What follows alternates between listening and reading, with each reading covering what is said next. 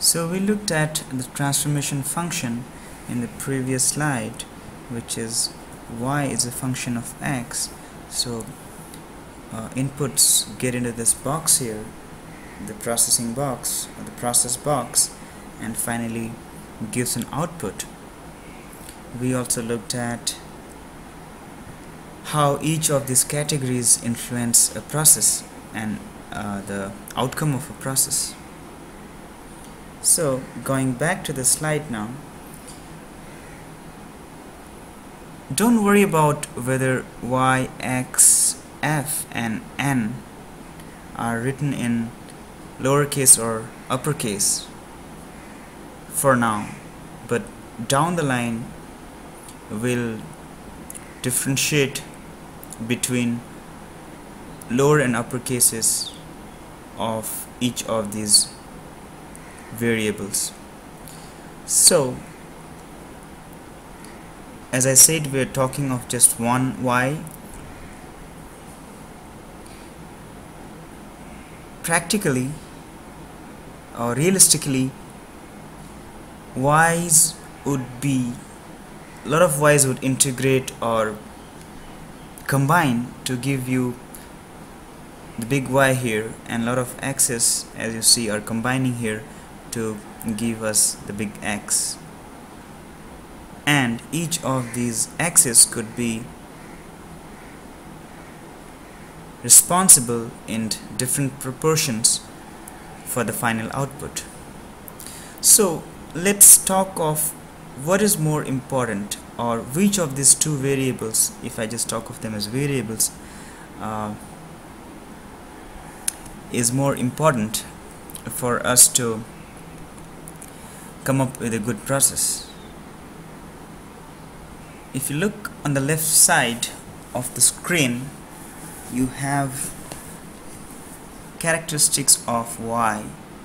So very clearly y is dependent on inputs, which is on axis. It's an output, it's an effect, it's a symptom, right? Similarly,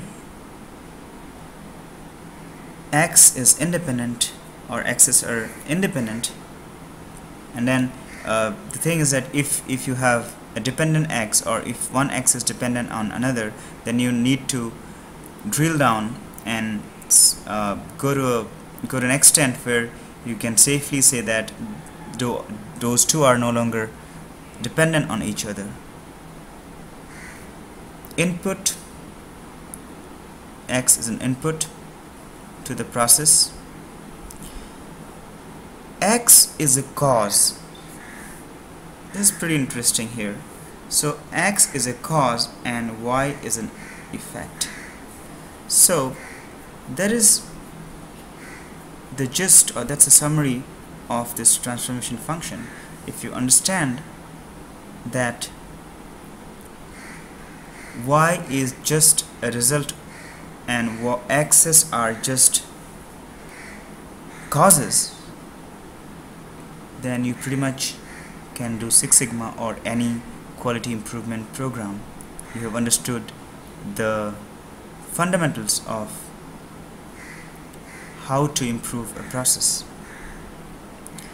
Similarly, if you consider y as a symptom, that is, y is ailing, right, then that must be caused by a problem, which would be x. And if you could control these axes, you would be able to improve or stabilize your process. You would monitor your y and you would control your axis. In the next few slides, after we take a break, we will go a little deeper into this, and then we'll try to come up with a simple way of mapping processes. If you have questions, you can ask those when I get to the whiteboard, and we will also review the processes that we